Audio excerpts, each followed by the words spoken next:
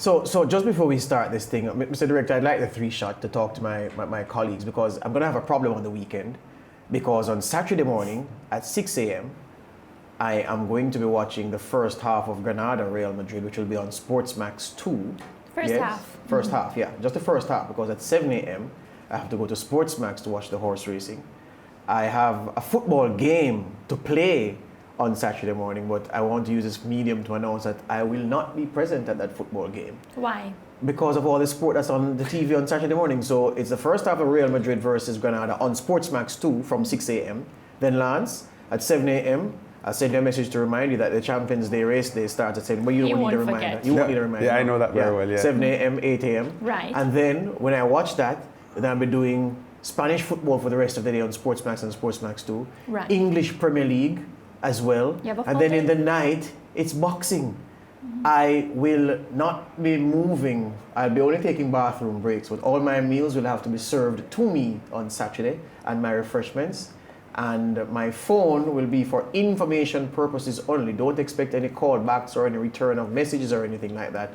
Saturday is really sports day all around. And your home of champions is front and center with the best of the action. Anyway, let's go to football now because President of the East Zone Football Association in Trinidad and Tobago, Kyron Edwards, has demanded, or is demanding, the removal of he's demanded that the removal of the executive of the T&T Football Association be placed on the agenda for the extraordinary general meeting of the TTFA set for Sunday, October 25.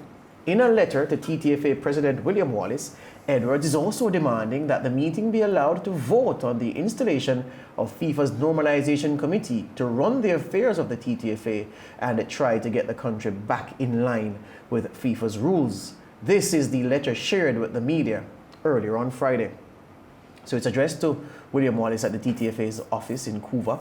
It says, in relation to the extraordinary general meeting, scheduled for 9 a.m. on Sunday, October 25, we would like to add the following item to the agenda. 1, the removal of the current TTFA executive, which includes the president, vice presidents, and other board members, and the installation of the Normalization Committee as appointed by FIFA to be the new executive of TTFA.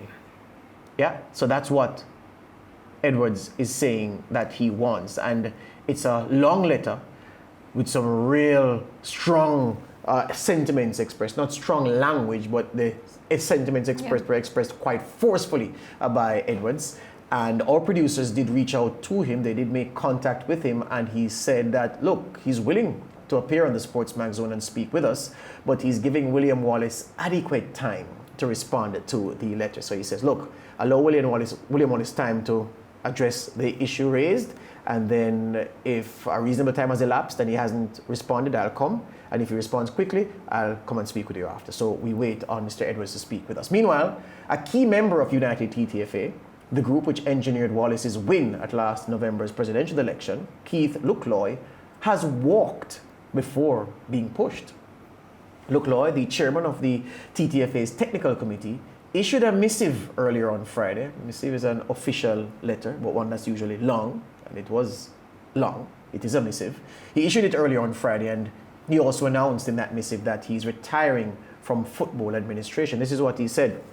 For my part, I have run my race, not only in this matter, but in football as a whole. And he's talking about the matter which culminated in that court decision by Justice Gobin in the matter of the TTFA versus FIFA. He says, in the aftermath of the 7-month battle between United TTFA and FIFA, with conflicting emotions, I resign the positions of TTSL, President, TTFA board member, and the TTFA technical committee chairman.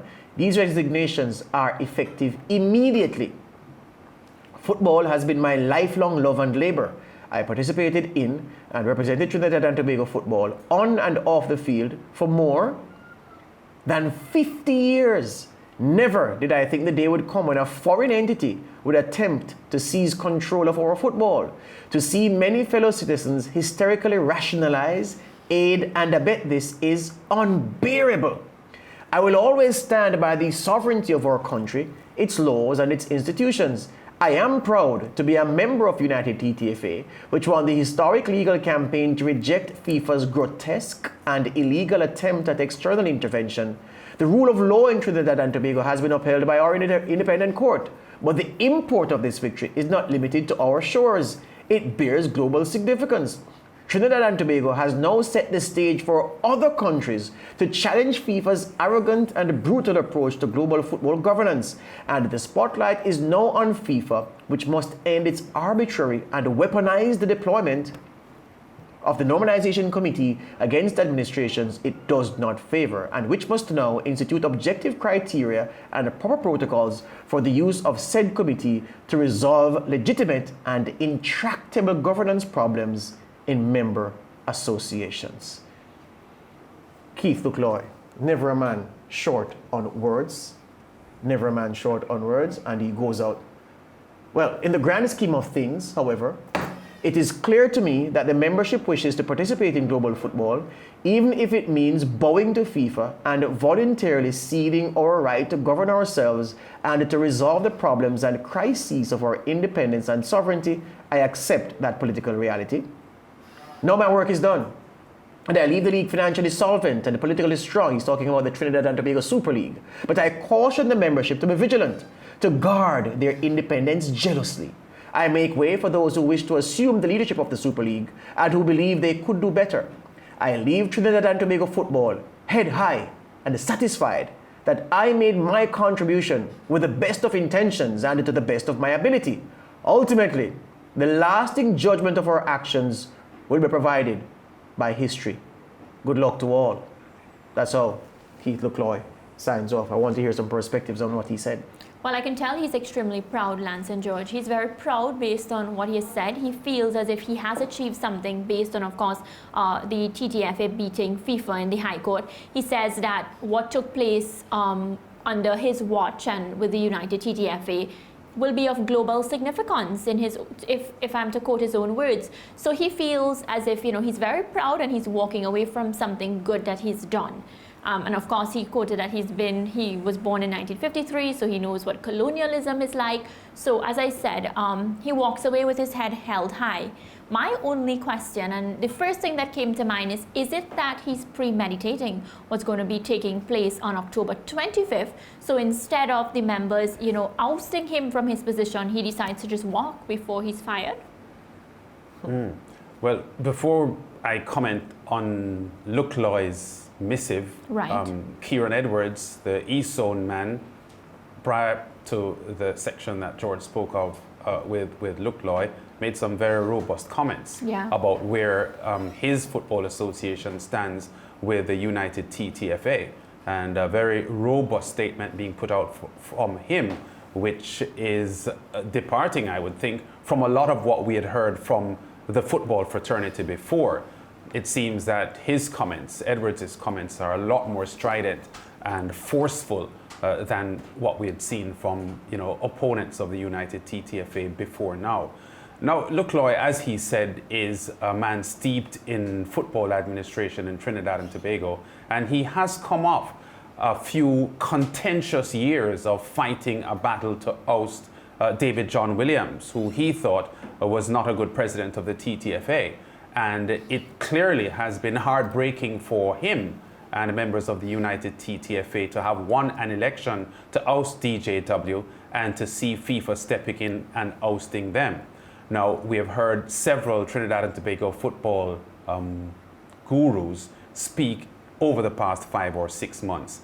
And the narrative has been reasonably clear, George and Mariah, that while many of them felt at the time when FIFA stepped in that FIFA was being high-handed and not being transparent, what happened subsequently, including the context of looking at the performance of the TTFA since their victory in November, and the threat by FIFA to issue a ban on the TTFA if they don't abide by the ruling and the Normalization Committee, has seen a departure from a lot of the football fans for their support of the United TTFA. And I think Bren Sancho said it well. If it is that this TTFA had performed in an unblemished manner and did not have so many bunglings in their administration, maybe the football fraternity in T&T would have been a lot more sympathetic to their push.